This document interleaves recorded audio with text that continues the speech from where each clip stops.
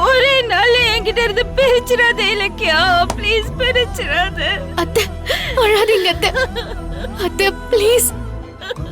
கௌதம பெத்த அம்மா ரேவதி அத்தை தாங்கிற ரகசியத்தை சொன்னா அது நம்ம 4 பேருக்கு மட்டும் தானே தெரிய போகுது.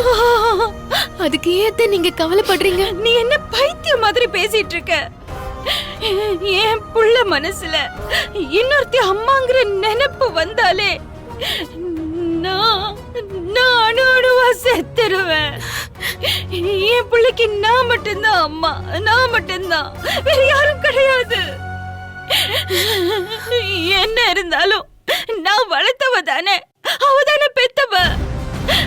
அந்த பாசத்துல கௌதம் ரேவதியோட போயிட்டான்னா அந்த வேதனைக்கு என்னோட சாவுதான் பதில் சொல்லும்.